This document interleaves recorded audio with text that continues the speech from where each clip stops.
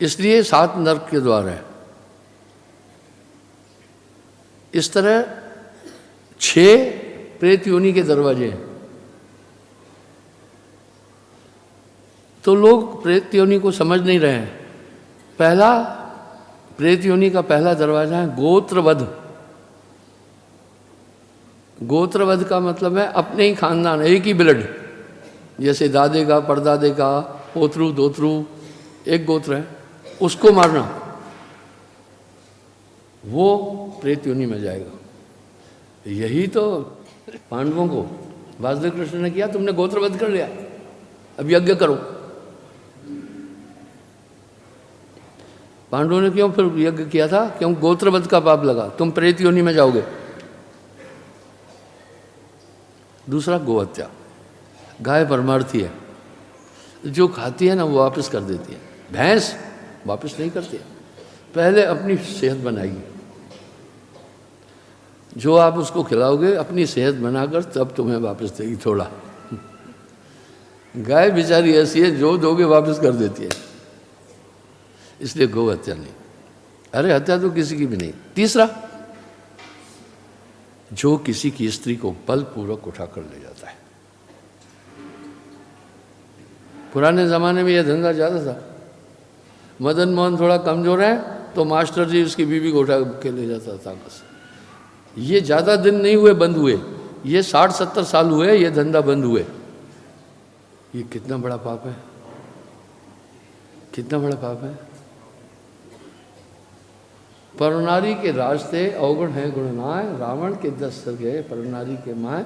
वो उससे शादी करके प्रेम कर रहा है, उसके साथ रहता है, बाल बच्चे हैं, उसको उठा करके तुम ले जाओगे, वो सज़ा मिलेगी तो तुम्हारी नानी भी याद रखेगी। ठीक है, वो कानून बड़ा तगड़ा है। निरंजन की एक बात तो है, वो बख्शता नहीं है किसी को, उसका विधान तो बड़ा मजबूत है। एक तो मौत भी लिहाज नहीं करती है, निरंजन लिहाज करता नहीं। इस पर साहब ने कहा, यह संसार काल है राजा, कर्म का जाल फंसा रहा है। तो दूसरा है जो किसी की स्त्री को ताकत से उठा कर ले जाते। अब साहब यहाँ कह रहे हैं परनारी के रास्ते अवगुण हैं गुण नाय, रावण के 10 सर गए परनारी के माए। वाह। दूसरा क्या करे, परनारी मलहंग। भाई मलहंग किसको कहते हैं?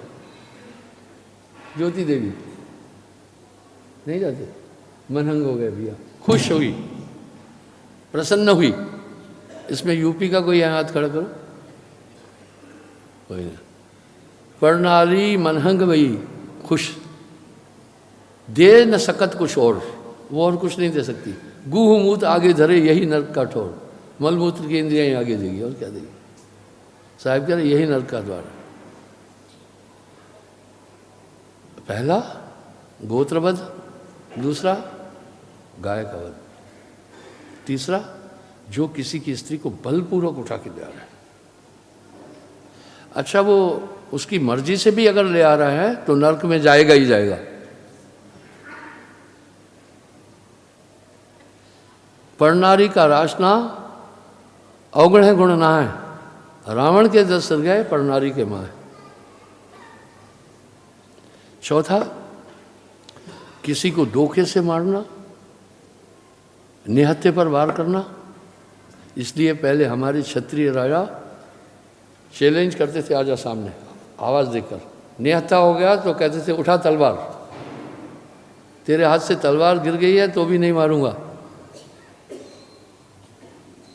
यही पद्मावती में तो हुआ ना, नहीं तो अलाउद्दीन खिचड़ी की तो खिचड़ी निकल गई थी, फिर उसको मारा भी धोखे से उन्होंने।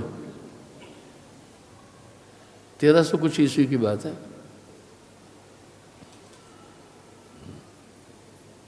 पांचवा यानी धोखे से मारना, किसी का घर जलाना, वो उसके जीवन का एक आधार है, किसी का घर नहीं बिगाड़ना। छठा, जो किसी ब्राह्मण या ज्ञानी पुरुष की हत्या करता है, वो न जाने कितनों को रास्ते पर ले जाना था, नहीं, वो प्रेत योनि में। प्रेत योनि खराब है। प्रेत योनि क्या होती है मैं समझाता हूं। कॉन्शियंस पूरा यही होगा, भूख भी लगेगी, प्यास भी लगेगी, इच्छाएं भी होगी, सिर्फ बॉडी नहीं होती है। तब रोटी खाना है तो किसी की बॉडी में बैठ के खाएगा, और विषय विकार भी आएंगे तब वो दूसरी बॉडी में बैठकर करेगा। कभी कभी देखो ये माताएं कहती है स्वप्न में कोई शैतानी ताकत गलत करती है, वो यूँ, ये बहुत खराब है। चींटी बनना ठीक है, बॉडी तो है, कीड़ा बनना भी खराब है वैसे, लेकिन कीड़ा तो है, वो कुछ ना कुछ खा रहा है। पर प्रेत योनि गंदी है, इसको कहते हैं अधोगति को प्राप्त होना। कोई बॉडी नहीं मिली, पूरा व्यक्तित्व है, नींद भी आएगी, तड़फेगा नींद के लिए। तो वो क्या करते हैं, फिर किसी की बॉडी में हमला करते हैं। अब किस में प्रवेश लेते हैं? वो जिनका कॉन्शियस कमजोर है, इसलिए नारी में ज़्यादा प्रवेश ले लेते हैं। ऐसा क्यों है?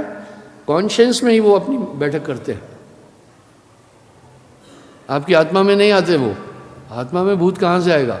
आपका कॉन्शियस, ये जो ब्रेन, ये जो मैं हूँ, इसमें आते हैं। 6 तरह के लोग प्रेत योनि में चले जाते हैं। तो प्रेत आप में प्रवेश लेता है,